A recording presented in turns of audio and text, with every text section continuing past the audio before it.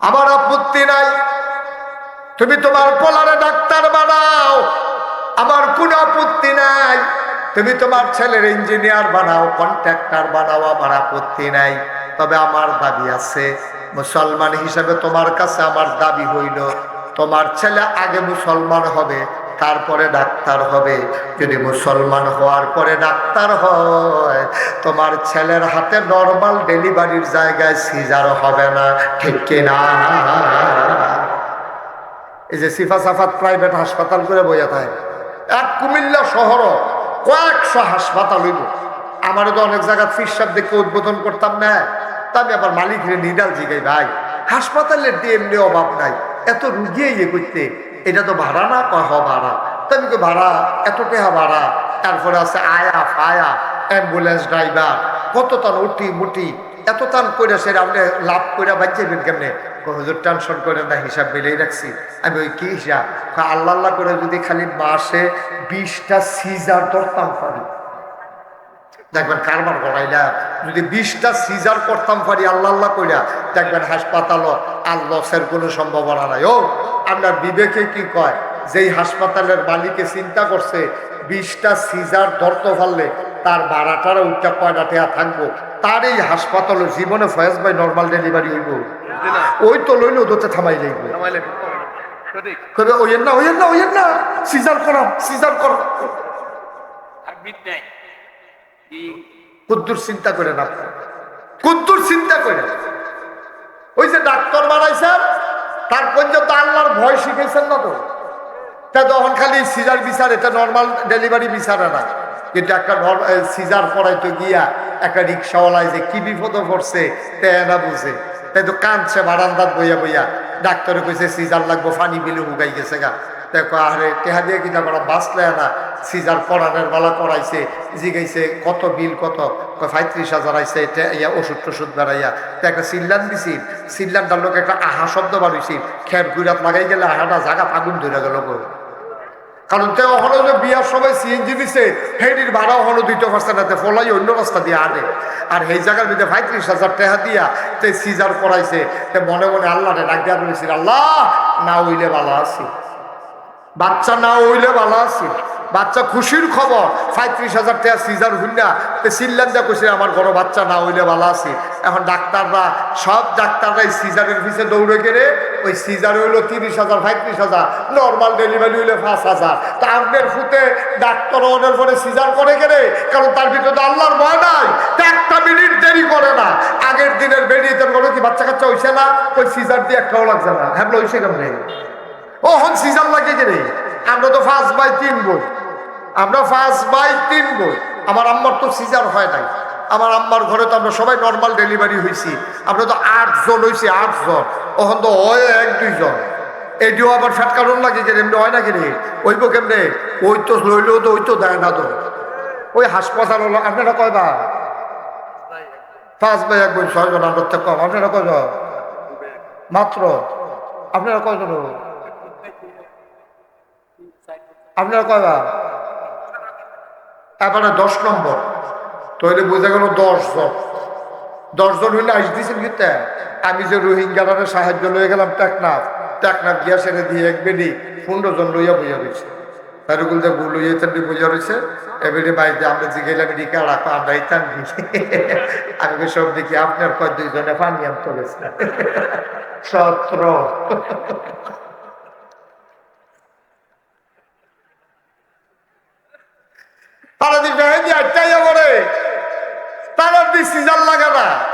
আমার দেশেও সিজার লাগতো না বা আমার দেশে লাগায় সিজার।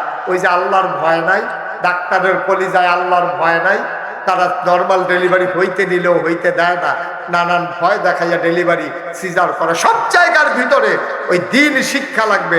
ডাক্তার যদি আগে মুসলমান হয় তারপরে ডাক্তার হয়, তাইলে নর্মাল ডেলিভারি হবে, সিজার হবে না। কন্ট্রাক্টর যদি আগে মুসলমান হয় তারপরে কন্ট্রাক্টর হয়, বাংলাদেশে ব্রিজের ভিতরে রোডের মধ্যে বাস ডুববে না, ঠিক কিনা?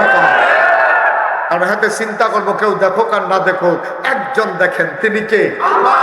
ইঞ্জিনিয়ার যদি আগে মুসলমান হয়, আল্লাহর ভয় যদি কলিজায় জায়গা হয়, ইঞ্জিনিয়ার কখনো ফাইল আটকাইয়া ঘুষ খাবে না রে আব্বা। তাইলে সমস্যাটা কোন জায়গায়? সব কিছুর মূলে হইল আল্লাহর ভয়।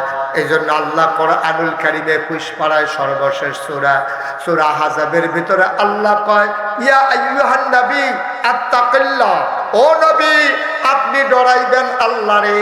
আর যখন আল্লাহরে ডরাইবেন তখন আপনি পারফেক্ট মানুষ হয়ে যাবেন। ওয়ালা তুতিল কাফিরিন ওয়াল মুনাফিকিন, কাফের মুনাফিকদের সাথে আপনি কখনো তাদের অনুকরণ করবেন না।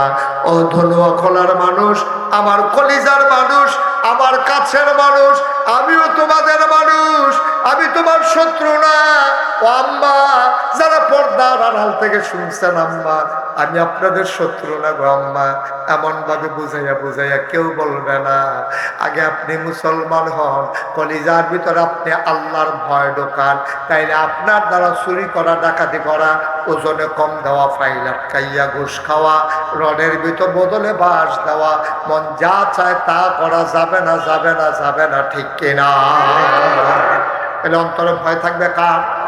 আর এই আল্লাহর ভয় পয়দা করতে হলে আল মাদিনা তালিমুল কোরআন মাদ্রাসার কোনো বিকল্প লাগবে, এই শিক্ষা লাগবে। আপনি 5টা বছর এই নুরানি মাদ্রাসাত পড়াইবেন, আমি আবার আসবো ইনশাআল্লাহ। আপনারা আমাকে ডাকবেন, মাদ্রাসার ভবন তৈরি হোক, কারিকুলাম নিয়ে, শিক্ষা ব্যবস্থা নিয়ে আমি আপনাদের সামনে কথা বলবো ইনশাআল্লাহ। এবং মাদ্রাসার সিলেবাস প্রণয়নে আমি আপনাদেরকে সহযোগিতা করতে পারবো। যারা এর সাথে ইনভলভ আছেন, আমার সাথে যোগাযোগ করলে আমি আপনাদেরকে সহযোগিতা করতে। এই মর্মে 5টা বছর ফলাইবেন তারে মাদ্রাসা, এই শুরুর থেকে তারে 4 বছরে ভর্তি করাই দিবেন। যারা বাড়িঘর কাছে, তাই মায়াইয়া বইয়া থাকবো, আলাদা একটা রুম বানাই দিবেন, সব বেরিয়ে এখানে বইয়া থাকবো, বাচ্চা এখনো পড়বো, 3-4 ঘন্টা পড়বো। তার মৌলিক শিক্ষাগুলো শিখাই দেবেন। কি কি শিখাই দিবেন? সহি শুদ্ধ করে কোরআন শিক্ষা, নামাজের অজুর গোসলের কয় ফরজ, এরপরে অজু ভঙ্গের কারণ, তারপরে নামাজ ভঙ্গের কারণ, রোজা ভঙ্গের কারণ, তারপরে সোয়াব কারে কয়, গোনা কারে কয়, হালাল কারে কয়, হারাম কারে কয়, এই কয়েকটা জিনিস তারে শিখাই দিলে সারবে। কি কি আমি আবার কইতে আছি, তারে সহি শুদ্ধ করে কোরআন শরীফ শিখাই দেবেন। তারপরে আপনার নামাজের যে মাসনুন দোয়া, যে দোয়াগুলো আছে, যেমন আত্মায়াতু, দুরূদ শরীফ, দোয়ায়ে কুনুত, সুবহান রাব্বিয়াল আযীম, সুবহান রাব্বিয়াল আলা, দোয়ায়ে মাসুরা, তারপরে এই ওজিফা কালামগুলা তারে মুখস্থ করাই দেবেন। তাহলে 1 নম্বরে সহি শুদ্ধ করে কোরআন, নামাজে যে দোয়াটি আছে এটি পড়াইবেন, নামাজের পরে যে দোয়াটি লাগে এটি পড়াইবেন, মুখস্থ করাইবেন। এরপরে গিয়ে আপনি গোসলের কয় ফরজ, অজুর কয় ফরজ, নামাজের কয় ফরজ, তারপরে যে আহাকাম আরকান 13 ফরজ কিতা কিতা, এইটি আপনি সুন্দর করে বাচ্চা কাচ্চারে, ছোটো মেয়েটারে, ছেলেটারে পড়াইয়া 5 বছর পড়াইয়া তে হাঁটতে যাইব না, তে গিয়ে স্কুলে ভর্তি হইব। এরপরে গিয়া তে যখন ডাক্তার হইব, তে যখন ইঞ্জিনিয়ার হইব, দেখবেন তে জীবনে তে সুদ খাইতে চিন্তা করব, তে ঘুষ খাইতে চিন্তা করব, তে নর্মাল ডেলিভারির জায়গায় সিজার করতে চিন্তা করব, কারণ তার কলিজার ভিতরে তখন আল্লাহর ভয় থাকবে। সুবহানাল্লাহ বলবেন না? জোরে বলবেন না সুবহানাল্লাহ? তখন তে চিন্তা করবো, আরে আচ্ছা এই কথাটা আমি কে কইলাম যে 5টা বছর অন্তত পড়াইয়া তারপরে ইঞ্জিনিয়ার, ডাক্তার। তোমার এটা কি যা কি ইমার্জেন্সি, কি ইমার্জেন্সি? হ্যাঁ, কি এর ফেসব করছো এত ঘন ঘন? কি এর ফেসা? সিফা দিয়া বইয়া থাকে ফেসব ধরলে কই লাগে নাকি? বল কতক্ষণের ভিতরে সাইডে দিতে আসি। আমিন কর, জুড়ে কর, আরো জুড়ে। এখন উঠানোর সময় না, খেয়াল করে শুনে। আচ্ছা, তাহলে প্রথম 5 বছর, এই শ্রীহন কথাটা যে খেয়াল করে, প্রথম 5 বছরতে যদি মাদ্রাসাত পড়ে, তারপরে তো ইঞ্জিনিয়ার হোক, ডাক্তার হোক, যা আমাদের দোকানদার হোক, কন্ট্রাক্টর হোক, কাস্টমার হোক, তাই দেখবেন মোটামুটি আল্লাহর ভয়টা কলজাত নিয়ে চলতে হবে। এটা কি রে কইলাম?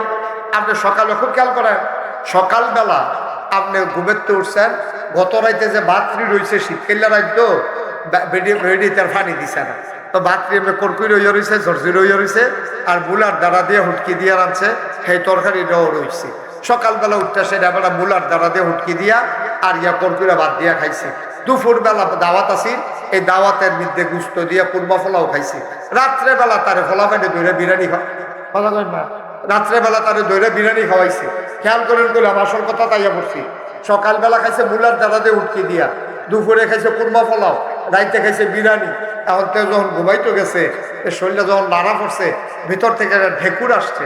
আচ্ছা, এই ঢেকুরটার ভিতরে কুরমার গন্ধ, ফলর গন্ধ না মুলার গন্ধ? কারণ কি? তত সকালে খাইছে, পরে না আবার দুইবার খাইলো, এরপরেও তার ভিতরে মুলার গন্ধ করে।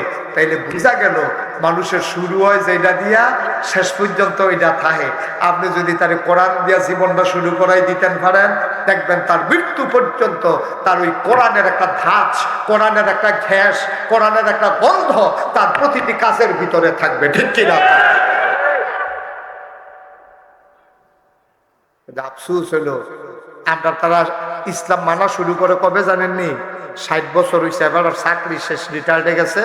এবার কলিগরা এবার একটা ছাতি, একটা পাঞ্জাবির কাপড়, একটা লুঙ্গি আর মুকসুদুল মুমিনিন এবার বই উপহার দিছে। এবার 60 বছর বয়সের পরে গিয়া ইসলাম শিহা শুরু করছে। টেম্পার নাই, কাজ দিত লইলে ইয়া হ্যাঁ, এবার আরে দিছে মুকসুদুল মুমিনিন। এবার ইজি চেয়ারের মধ্যে বইয়া, বারান্দার মধ্যে চেয়ারও বইয়া রোদ আর পরে ফাইতে আসি রে ইসলাম রে, তো ফাইলে ভূমিকা মানবো গেলা, মানবো গেলা। আমরা ফাওন দরকার আছি 6 বছর বয়সে যেন 60 বছর পর্যন্ত মানতেন পারে।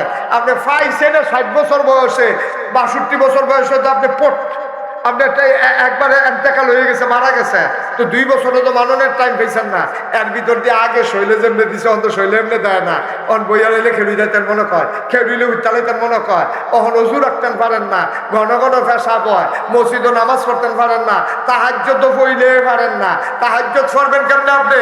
ফরজ নামাজে তো খেলুই থাকতেন পারেন না আপনি, মসজিদে কি আপনি চেয়ার বিচারেন? ঠিক কিনা কয়? আর আপনি তো ইসলাম তো শেষ করে দিচ্ছেন। আপনি যখন টেম্পার শেষ, তখন আপনি ইসলাম মানা শুরু করছেন। আব্বা এই জন্য আমাদের দেশে সর্বনাশ। আজকে চলেন আমরা সবাই ওয়াদা করি, আমারও সন্তান আছে, আপনাদেরও সন্তান আছে, অনেকের সন্তান নাই, নাইনাতকুর আছে, অনেকের ভাতিজা ভাতিজি আছে। নিয়ত করেন যে প্রথম জীবনে তার শিক্ষা শুরু হবে কোরআন দিয়া, হাদিস দিয়া। সবাই রাজি আছি আমরা ইনশাআল্লাহ? আল্লাহ যেন কবুল করে, সবাই বলি আমিন। জোরে কোন আমিন। আর এই জন্য আল মদিনা তালিমুল কোরআন মাদ্রাসা, ওই যে আল্লাহ যে কইছে যে জানে না 2 দল কি সমান? 2 দল কখনো সমান না। নামাজ পড়া যেমন ফরজ, খেয়াল করে, নামাজ পড়া যেমন ফরজ, রোজা রাখা যেমন ফরজ, হজ ফরজ হইলে হজ করা যেমন ফরজ, যাকাত দেওয়া যেমন ফরজ, দ্বীনি শিক্ষা বাচ্চাকে দেওয়া আব্বা আম্মার উপরে তেমন ফরজ। ঠিক কিনা? আপনার সন্তানকে বাড়ি করে দেওয়ান ফরজ না, তারে ডাক্তার বানানো ফরজ না, তাকে ইঞ্জিনিয়ার বানাই দেওয়া ফরজ না, কিন্তু খোদার কসম আপনি তাকে মুসলমান বানাই দেওয়া তার উপরে ফরজ। প্রতিটি সন্তান জন্ম নেয় ফিতরাতের উপরে, কিন্তু এরপরে বাকিটা ঘষা মাজা কইরা তারে আজ্ঞায় নেওয়ার লাগে। কেউ তারে হিন্দু বানায়, কেউ তারে খ্রিস্টান বানায়, কেউ তারে মুসলমান বানায়। মুসলমান মা বাপের ঘরে জন্ম নিলেই সে মুসলমান হইতে পারে না। আমরা জন্মসূত্রে মুসলমান, আমরা প্রকৃত মুসলমান না। ঠিক কিনা? জন্মসূত্রে মুসলমান, আমরা বুঝ্য হইন্য মুসলমান না, আমরা জান্য হইন্য মুসলমান না, আমরা ইমানদার পরহেজগার মুসলমান না, আমরা প্র্যাকটিসিং মুসলিম না, আমরা দেখা দেখি মুসলমান। এই দেখা দেখি মুসলমান হওয়ার কারণে তখন কি হয়? তারা কয় যে ইসলাম রইল নামাজ, ইসলাম রইল রোজা, ইসলাম রইল হজ, ইসলাম রইল যাকাত, এর ভিতরে ইসলাম শেষ। না বাবা, না আব্বা, আপনার জন্ম থেকে মৃত্যু পর্যন্ত, আপনার রান্নাঘর থেকে সংসদ ভবন পর্যন্ত, আপনার সকাল থেকে সন্ধ্যা পর্যন্ত এমন একটা জায়গা নাই যেখানে ইসলাম নাই। ঠিক কিনা পাই? আচ্ছা, তারপরে সহজ করে কই, সামনের দিকে তো একটা বুড়ো হওয়ার সম্ভাবনা আছে। গত 3 বার দিতেন, ফাললে পারছেন না, ফাললে নাই। সামনের দিকে একটা লক্ষণ ধরছে, সুহি দিছে, মনে হয় বুট দিতেন পারবেন। এই বুট যে দিবেন আপনি, এই বুটের ভিতরে ইসলাম আসেনি? কথা কেন আসেনি? কিরকম? খালি একবার সহজ করে বুঝাই। আপনি মনে করেন 7 জন লোক নির্বাচনে দাঁড়াইছে, কয়জন? আরে কথা কইতেন না, কয়জন? 7 জন লোক দাঁড়াইছে। আপনি জানেন চুরি করে, নানান ভাবে চুরির ধরা পড়ছে পর্যন্ত, মার্ডার কেসের আসামি, তারপরে চুরি করে, ডাহাতি করে, মানুষের সম্পদ লুণ্ঠন করে, তে লাইন ঠেলে টেহার যুদ্ধে আরেক বেটার খেয়াল দখল দিয়া লায়, এরকম 15-20টা ঘটনা তার নামে আছে। যেইতে এই কাম কইরা বসে তার আপনি ভোট দিয়া পড়াইছেন ফাঁস, তোতে তো চুরি আগে থেকে কে পারে? আগে না হইলে অন্যতম চুরি করতো, অন্য হইলে গম চুরি করবে, দূরে তো কেন চুরি তো তার আগে শিক্ষা রাখছে। এখন তে যদি গম চুরি কইরা তার 500 গোনা হয়, তে চেয়ারম্যান হয়েছে, তে মেম্বার হয়েছে, তে এমপি হয়েছে, তে মন্ত্রী হয়েছে আপনার ভোট পাইয়া, তাহলে তে যদি এমপি হইয়া সেটা গোনা করে 500, যারা ভোট দিয়া তারে এমপি বানাইছে তারাও এই গোনার কিছু অংশ পাইব, এটা বুঝে ধরেনিও। কথাটা বুঝে ধরেনি, কারণ মাছ দরুন্যার সেইবা ডুলা রাহুন্যার হেইবা, হেতে এমপি হইয়া চুরি করে যেইবা তুমি ভোট দিয়ে তার যে এমপি বানাইছো হেইবা। তো বলে আমরা কিতা করতাম, আমরা 5 জনের ভিতরে ছায়া, কেডায় সিটারি কম করে, কেডায় বাটফারি কম করে, কেডায় নামাজ পড়ে, কেডায় রোজা রাখে, কেডা অন্য সম্পদ লুণ্ঠন করে না, আমরা তারে গিয়া ভোট দেয়।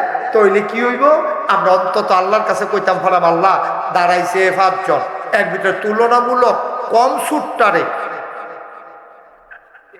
ভালো তো আর বিচার হয়েছে না, তুলনামূলক চুরির ভিতরে কম শর্মায় চুরি করে আরেকটি গিয়ে চুরি করে বেড়াগিরি দেখায়, তো এই বেড়াগিরি দেখাইছে না।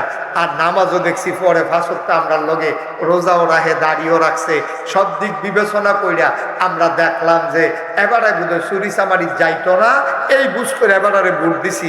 আব্বা এই ভোটটাও আপনার নাজাতের উসিলা হয়ে যেতে পারে, সুবহানাল্লাহ বলবেন না? এই ভোটটাও আপনার নাজাতের উসিলা। আরেকটা কথা কইয়া যায়, কারণ এর আগে আর হওয়ার সম্ভাবনা নাই, যদি বাচ্চা থাই নির্বাচনের আগে বোধ আর আইতাম পারতাম না। আরেকটা কথা করে ক্লিয়ার কইয়া যায়, জীবনে এই যে প্যান্ডেলের ভিতরে লোক আছে, আমি যদি ফয়েজ ভাই আপনার আব্বাস নেই, আচ্ছা আপনার আব্বাস নেই, আপনার আব্বা নেই, আচ্ছা এবারে যদি আমি ওখান বাপ তুল্লা গালি দেই, মিয়া আপনি বালা মানুষ হইবেন, কিন্তু আপনার বাপ কি বালা মানুষ ছিল মনে করেন, আমি ওনারে কইলাম, উনি লগে লগে সোহের পানি ছাড়িয়ে দিতে তো কইব জানে, হুজুর হুজুর আপনি আমার যা মনে ধরে তা কর, আমার মরা বাপ লই আপনি গালি দিয়েন না, কলজায় মানে না, বিদেশ তাহি বাপের এত খেদমত টেদমত করতে পারছি না, আব্বার যে দুর্নীতি নাই, আমি বাপ তুল্লা গালি দিলে আবার কলজার দিয়া লাগবো, আমি বাপ তুল্লা গালি দিলে আবার কলজাত লাগে, আর এবারে যে নিজের বাপের নাম নিজে বদলাইলো সেটা কিটা করা কে? আমি বাপ তুল্লা গালি আমি আরেকবার বালি দিয়ে গেছি গা, এবার দুঃখ লাগলো কতক্ষণ করে বুঝলা লাগবো, কিন্তু এবারে যে নিজের বাপের নাম নিজে বদলাই নিল, আপনার কবে বদলাইছে? ভোট দিতে গিয়ে জাল ভোট দিতে গেছে, কোন 4 ফুটে গেছে রৈশাল ফুট, কি আসেনি রে কারবা? হ্যাঁ তুমি জাল ভোট দিতে গেছ, তোমার আব্বার নাম বলে আব্দুল কুদ্দুস, 5 জন এজেন্ট আছে, 2 জন পুলিং প্রিসাইডিং অফিসার আছে, দারোয়ান বেড়াই গেছে গ্রাম পুলিশ, 7 জনের সাক্ষী রেখা তুমি আব্দুল কুদ্দুসের ফুটে কইছো বাপের নাম আলমগীর হোসেন, তোমার বাহের নাম আব্দুল কুদ্দুস, BSCS RS খতিয়ানো আছে, তোমার আইডি কার্ডের ভিতরে আছে, তোমার ভোটার লিস্টে তোমার বাপের নাম লেখা আছে আব্দুল কুদ্দুস, তুমি কইছো আলমগীর হোসেন, তোমার নিজের বাপের নাম তুমি নিজে বদলাইছো। এবার হিসাব মিলে যা দেহ, তুমি কার ফুট? তুমি কার ফুট? তোমার নিজের যেই বেলায় তোমার জন্ম দিছে বাপ বুল্লা লাইছ, ধন্যাকলার মহিলারা থেকে কইতাছে 10 সাত যে আমরা বেড়াইত্রে বেরিয়ে নালা জামিন নাম বদলাইছে না বেরিয়ে, এবারে জামিন নাম বদলাইয়ে বুদ্ধি আইছে না বেরিয়ে আইসেনি রে। খারাপ খাবারের শরীর সুস্থ চিন্তা করতে পারে না। আল্লাহর নবী মুহাম্মদুর রাসূলুল্লাহ সাল্লাল্লাহু আলাইহি ওয়াসাল্লাম তার ইন্তেকালের পরে আবু বকর সিদ্দিক তিনি খলিফা হয়ে গেলেন। আবু বকর সিদ্দিকের ইন্তেকালের পরে খলিফা হয়ে গেলেন আমিরুল মুমিনিন, খলিফাতুল মুসলিমিন, জান্নাতের সুসংবাদ প্রাপ্ত দ্বিতীয় মানুষ, নাম তার উমর রাদিয়াল্লাহু তাআলা আনহু। বলেন সুবহানাল্লাহ। একটা দেশে একটা মানুষের বদলে পুরাটা দেশ বদলে যায় কেমনে দেখেন। ওমর ঘোষণা দিয়ে দিলেন,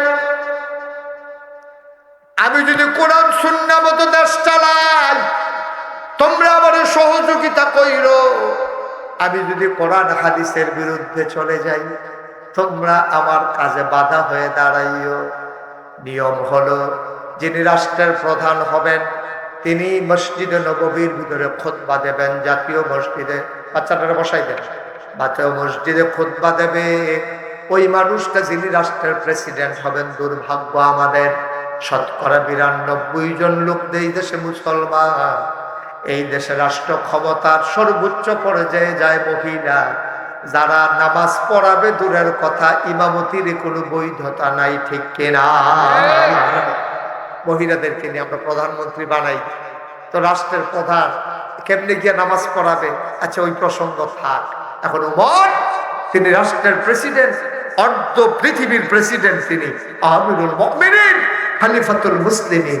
তিনি ঘোষণা দিয়ে দিলেন এখন থেকে তিনি জুমা পড়াবেন। ঘোষণার কিছু নেই, নবীজি পড়িয়েছেন, আবু বকর পড়িয়েছেন, ওমরও পড়াবেন। এবার উমর যাবে শুক্রবারে আজান, খুব খেয়াল করেন, আমরা শেষের দিকে যাচ্ছি। শুক্রবারে আজান পড়ে গেছে, জুমার আজান, সব মানুষ মসজিদে ঢুকে গেছে। তাহিয়াতুল ওযু, দুখুলুল মসজিদ, কাবলাল জুমা সব পরে অপেক্ষা করতেছে। ইমাম আসে না, এখন ইমাম নাই, নামাজ পড়াবেন কে? সূর্য পশ্চিম আকাশে হেলে পড়েছে। কয়েকজন মুরব্বী মিলে এক যুবককে বলল, যাও তুমি একটু উমরের বাড়িতে গিয়া দেখো উমর কেন আসে না। ছেলে দিছে তো, দৌড়ে দৌড়ে দৌড়ে দৌড়ে উমরের বাড়ির সামনে গিয়া দেখে একটা লোক পিঠ উদাম রোদের ভিতরে বসে আছে, পিঠটা পুড়ে যাচ্ছে রোদে, আর কি যেন বিছাই রাখছে। ইয়া সালাম দিলেন, আসসালামু আলাইকুম ইয়া আমিরাল মুমিনিন ইয়া খলিফাতাল মুসলিমিন, হে উমর আপনাকে সালাম। উমর বলল, ওয়ালাইকুম আসসালাম। সবাই নামাজের জন্য অপেক্ষা করতেছে, আপনি এখনো যান না? আমাকে পাঠাইছে আপনাকে নেওয়ার জন্য, সমস্যা কি? বলতেছে, বাবা আমি তো রেডি ছিলাম, গায়ে দিয়ে দেখি পাঞ্জাবিটা একবারে ময়লা, মনে করলাম একটু ধুয়ে নেই, আজকে জুমাবার পরিষ্কার পরিচ্ছন্ন হয়ে যায়। পাঞ্জাবিটা ধুয়ে দিছি, শুকাইতে দেরি হয়েছে, এই তো শুকাই গেছে, আমি মসজিদে আসতেছি। বুঝা গেল উমরের পাঞ্জাবি 5-6টা। কয়টা পাঞ্জাবি? সুবহানাল্লাহ বলবেন না? অর্ধ পৃথিবীর প্রেসিডেন্ট, অর্ধেকটা পৃথিবীর প্রেসিডেন্ট। তিনি মসজিদে নববীতে গিয়ে দরজায় দাঁড়ালেন, সবাইকে সালাম দিলেন, আসসালামু আলাইকুম। মাঝে দিয়ে রাস্তা হয়ে গেল, ওমর মৃদু পায়ে মিম্বারে গিয়ে উঠলেন, তিনি খুতবা দেবেন। আউযু বিল্লাহি মিনাশ শাইতানির রাজিম, বিসমিল্লাহির রহমানির রহিম। মাত্র খুতবা শুরু করবেন, পেছন থেকে একটা যুবক লাফ দিয়ে দাঁড়িয়ে গেল। খাপের ভেতরে তরবারি ছিল, টান দিয়া তরবারিটা বের করেছে, ডাক দিয়া কই, উমর আপনি খুতবা বন্ধ করেন। কিছুদিন আগে সবাই মিলে আমরা রাষ্ট্রীয় তহবিল থেকে কাপড়ের টুকরা পেয়েছি, সবাই এক টুকরা করে কাপড় পেয়েছি, নতুন কাপড় দিয়া আমরা সবাই পাঞ্জাবি বানিয়েছি, কিন্তু আমরা খেয়াল করে দেখলাম আপনিও নতুন কাপড় পাঞ্জাবি পরে এসেছেন, কিন্তু আফসোস হচ্ছে আমাদের পাঞ্জাবিগুলো এত লম্বা হয় নাই, আপনার পাঞ্জাবি দেখি অনেক লম্বা। জানতে মন চায়, ক্ষমতা দেখাইয়া কাপড় বেশি নিছেন নাকি? কাপড় চুরি করেছেন না ক্ষমতা দেখাইয়া কাপড় বেশি নিছেন? আগে জবাব দেবেন, পাঞ্জাবি লম্বা হইল কেমনে? এই জবাব না দিতে পারলে মদিনার কোন মুসলমান আপনার খুতবা শুনবে না। সুবহানাল্লাহ।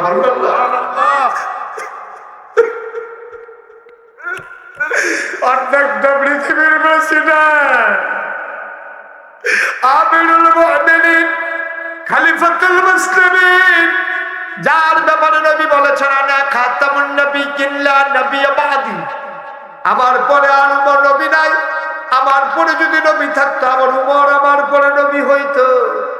যে উমরকে দেখলে শয়তান পর্যন্ত দৌড় দেয়, বাঘ মহিষ এক ঘাটে পানি খায়, এই উমরের সামনে যুবক দাঁড়ায় তরবারি খুলেছে। উমর আগে জবাব দেন, পাঞ্জাবি লম্বা হইল কেমনে, তারপরে খুতবা দেবেন, নাইলে আমরা খুতবা শুনবো না।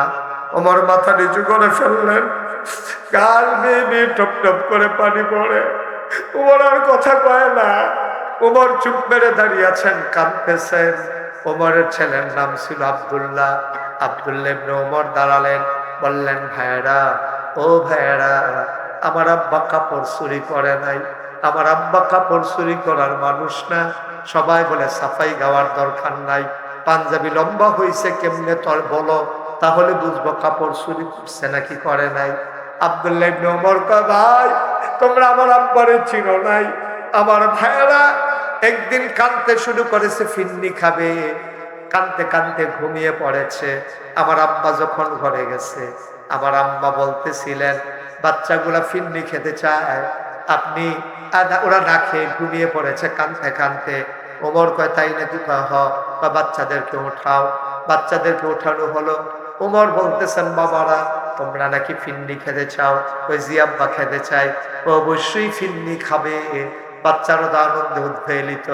এবার ওমর মুচকি হাসি দিয়া কয় ফিন্নি খাবে সেই দিন মদিনার প্রতিটি ঘরে ফিন্নি রান্না হবে যেই দিন। এর আগে খাইতে পারবো না, সবাইকে যেদিন আমি এনশিওর করতে পারবো, সবাই যেদিন আমি মিষ্টি খাওয়াইতে পারবো, ওই দিন আমার ঘরে মিষ্টি হবে। আমার আব্বা সেই আব্বা, আমার আব্বা কাপড় চুরি করতে পারে না। সাফাই খাওয়ার দরকার নাই, পাঞ্জাবি লম্বা হইল কেমনে? আবার আব্দুল্লাহ ওমরের ছেলে আব্দুল্লাহ কয় ভাই তোমরা সবাই যেমন এক টুকরা করে কাপড় পেয়েছো, আব্বা পাইছে এক টুকরা, আমিও পাইছি এক টুকরা। বাপ্পাটা বাড়িতে গেলাম, গিয়া দেখলাম আমার পাঞ্জাবি আগেরটা এখন ছিঁড়ে নাই। আমি আব্বাকে বললাম আব্বা, ও আব্বা এবার বোধহয় শীত পড়বে বেশি, আপনি মুরব্বী মানুষ কষ্ট হবে, আমার পাঞ্জাবি আগেরটা ভালো আছে, আপনি একটা কাজ করেন আমার টুকরা কাপড়টা জোড়া লাগাইয়া 2 টুকরা কাপড় দিয়ে লম্বা করে একটা পাঞ্জাবি বানান, তাইলে আপনি আরাম পাবেন। ভাই আমার আব্বা কাপড় চুরি করে নাই, আমার টুকরা কাপড়টা আমি আব্বারে দিয়ে দিছি। 2 টুকরা কাপড় জোড়া লাগাইয়া পাঞ্জাবি বানানোর কারণে আব্বার পাঞ্জাবি লম্বা হইছে, নাইলে আব্বার পাঞ্জাবিও তোমাদেরটার সমান হইতো। আবার লোকজন কয় ওমর খুতবা পড়ান, খুতবা দেন, নামাজ শুরু করেন। ওমর কয় না আমি নামাজ পড়াবো না, খুতবাও দেব না। যেই ছেলেটা প্রশ্ন করেছে ও কই? সবাই মনে করেছে ওমর খুব রাগ করেছে, তারে বোধহয় মারবে নাকি। ওই যে যুবকটা দাঁড়ায় ইয়া আমিরাল মুমিনিন লাব্বাইক, এই যে আপনার যুবক এখানে হাজির।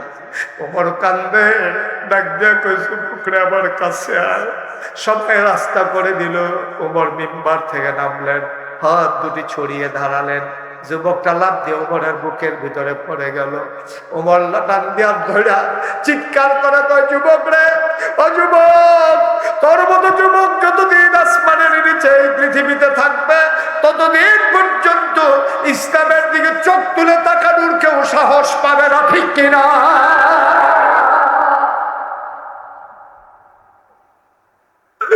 তার মতো যুবক যতদিন থাকবে ইসলামকে নিয়ে কেউ ছিনিমিনি খেলতে পারবে না। এই ওমর কেমন ওমর ভাই? রাস্তা দিয়ে হাঁটতেছে, চামড়ার চাবুক হাতের ভিতরে, কে খায় কে খায় না, কে ঘুমায় কে ঘুমায় না। ওমর ঘুরে ঘুরে পাহারা দেয়। ঘুরতে ঘুরতে চলে গেলেন বর্ডার বেল্টে, অজপাড়া গায়ে সীমান্ত এলাকায়। পাহাড় সারি সারি দাঁড়িয়ে আছে। ওমর পাহাড়ের পাশ ঘেঁষে হেঁটে যায়। মদিনার এক যুবক মাদকাসক্ত ছিল, সে মদ পান করত। সে মনে করেছে উমরের হাতে ধরা পড়লে আসি দৌড়া, পাহাড়ের কিনারায় চলে যাই, ওখানে বোধহয় আমারে কেউ দেখবে না। আল্লাহর কুদরত, মদের বোতল নিয়ে গায়ে চাদর দিয়া পাহাড়ের কিনারায় যখন চলে গেছে, বাঘ ফিরে সামনে উমর পড়ে গেছে। যুবকের হাতের ভিতরে মদের বোতল, ওমর সামনে পড়ে গেছে। সে বাঘ দেখার মতো চমক উঠেছে, থমকে দাঁড়িয়েছে, আশ্চর্যান্বিত হয়ে গেল। ভয়ে এখানে আসলাম, ওমর এখানেও চলে আসছে, আজকে বোধহয় খবর আছে। মানুষটা সেকেন্ডের ভিতরে সিদ্ধান্ত পাল্টে নিলেন। মনে মনে আল্লাহ বলে একটা ডাক দিলেন। ডাক দিয়া কয় আল্লাহ, আজকে যদি এই বিপদ থেকে বাঁচিয়ে দাও, তুমি আল্লাহ সাক্ষী থাকো, খোদার কসম জীবনে মদের কাজ। ও আমার কলিজার টুকরা, আমার যুবক বদলে গেলে আমার দেশ বদলে যাবে। আমার যুবক যদি সুন্দর যুবক হয়ে যায়, আমার বাংলা সোনার বাংলা হয়ে যাবে। আমার আবু সাইদ, আমার মুগ্ধ যেদিন বদলে গেল, সিনা টান টান করে পুলিশের সামনে দাঁড়িয়ে গেল। জগদ্দল পাথরের মতো চেপে বসা 17 বছরের পাথরটা একটা মুহূর্তের ভিতরে সরে যেতে বাধ্য হলো, ঠিক কিনা? যুবক যদি বদলে যায়, আমার দেশ বদলে যাবে। ধনুয়া খোলার যুবকেরা, তোমার আমার কলিজা, তোমার আমার হৃদয়। আমি তোমাদেরকে দিয়ে ভাবতে শিখি, তোমাদের চোখে আমি দৃশ্য দেখি। আসো সব পথ পাড়িয়ে, সব পথ মারিয়ে আমরা চলো এক আল্লাহর পথে, আমরা চলো আস্থা নিয়ে আমরা সামনের দিকে এগিয়ে যাই। আল্লাহর দুনিয়াকে আমরা সুন্দর করে সাজিয়ে দিই। যেহেতু আমরা খলিফাতুল্লাহ, আমরা আল্লাহর খলিফা, আমাদের দায়িত্ব হচ্ছে এই সুন্দর পৃথিবীকে সাজিয়ে দেওয়া। সবাই মিলে আসুন।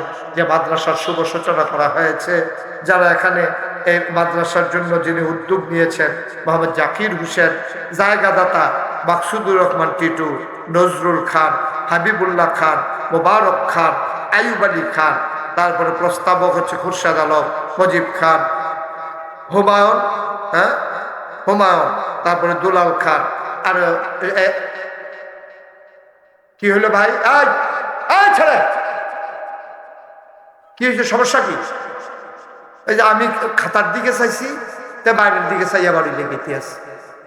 ওরা তরারে লইয়া তো বিপদে আছি, তরারে লইয়া বেড়া।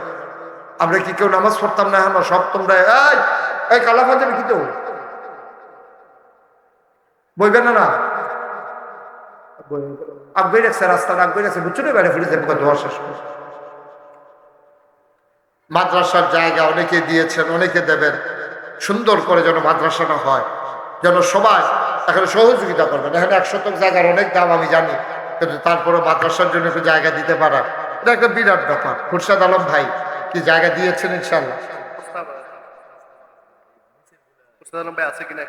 খুরশাদ আলম ভাই কি আছেন এখানে? খুরশাদ ভাই কি স্বীকার করতেন না আছেন? যে নাই, মাশাআল্লাহ। খুরশাদ ভাই, মাদ্রাসা করতে গিয়া একটু সহযোগিতা করা লাগবে, রাজি আছেন ইনশাআল্লাহ? ইনশাআল্লাহ বলেন মারহাবা। খুরশাদ ভাই, তারপরে যে মজিব খান, ওই মজিব ভাই আছে? মজিব ভাই